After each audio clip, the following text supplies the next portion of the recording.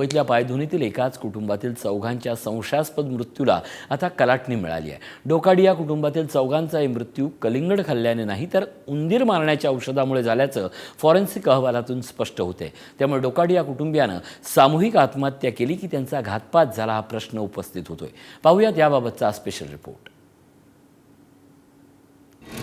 डोकाडी या कुटुंबातल्या चौघांची आत्महत्या की हत्या? मृतांच्या शरीरात सापडलं झिंक फॉस्फाईड। कलिंगडातून उंदीर मारायचं औषध दिलं गेलं।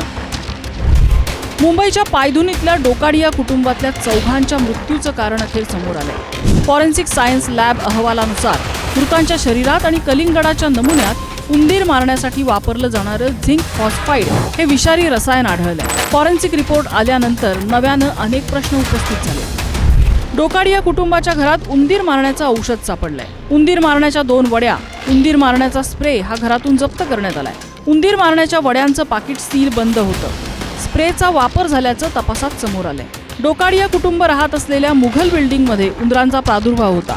डोकाडी या कुटुंबातल्या चौघांचाही मृत्यू उंदीर मारण्याच्या औषधानं झाल्याचं FSLच्या चाचणीत समोर आलंय।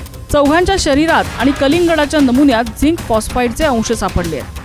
तसं ते कानावर आलंय की रॅट पॉयझनचं पॉयझन सापडलंय त्यांना फूड टेस्टिंगमध्ये किंवा कलिंगडाच्या सॅम्पलमध्ये।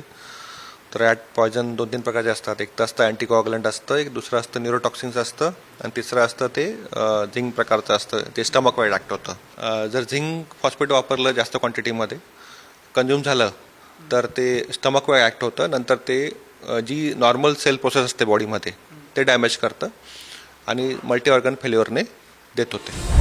26 एप्रिलच्या रात्री बिर्याणी आणि त्यानंतर कलिंगड खाल्ल्यानंतर अब्दुल्ला डोकाडिया, त्यांची पत्नी नसरीन आणि मुली आयशा आणि झैनब यांची प्रकृती बिघडली। उलट्या जुलाब सुरू झाल्यानंतर त्यांना रुग्णालयात दाखल करण्यात आलं। मात्र उपचारादरम्यान चौघांचाही मृत्यू झाला।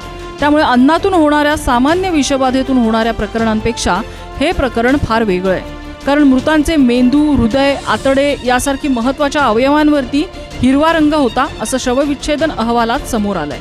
असे बदल जेव्हा एकाच वेळी अनेक अवयवांमध्ये दिसतात तेव्हा एखादा विषारी घटक शरीरभर पसरल्याचं स्पष्ट होतं। सगळ्या पॉयझनचे सिम्पटम्स त्याच्या क्वांटिटीवर असतात। जर क्वांटिटी लार्ज असेल तर 2-3 तासात ते सिम्पटम दिसतात आणि डेथसुद्धा होऊ शकते।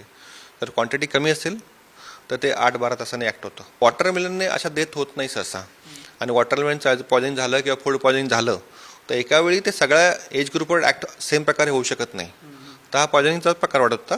फक्त पॉयझन कन्झप्शन कसं झालं आहे, म्हणजे स्वतःहून झालं आहे की कोणी दिलं आहे, हे आता सध्या स्थितीत सांगणं डिफिकल्ट आहे, कारण की बाकी ज्या कंडिशन होत्या त्यावेळी त्याचा अभ्यास करणं महत्त्वाचं आहे। डोकाडी या कुटुंबाची ही एकतर सामूहिक आत्महत्या असावी किंवा घातपात या दिशेनं हे प्रकरण सरकलंय। त्यांच्या शरीरात झिंक फॉस्फाईडचे घटक आढळले।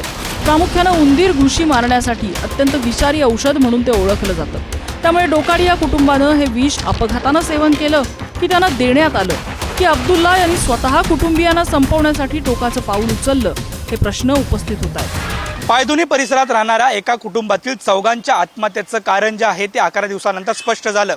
त्यानंतर पुन्हा एकदा पोलिसांनी सर्च ऑपरेशन राबवलं। त्या सर्च ऑपरेशनमध्ये उंदीर मारण्याचा केक जो आहे किंवा स्प्रे जो आहे तो पुन्हा एकदा आढळून आला। संपूर्णच परिसरात, संपूर्णच बिल्डिंगमध्ये उंदरांचा वावर असल्याचं सुद्धा स्पष्ट होताना आपल्याला पाहायला मिळतंय। त्यामुळे पुन्हा एकदा एका प्रश्नाचं जे उत्तर आहे ते अनुत्तरित असल्याचं आपल्याला पाहायला मिळतंय।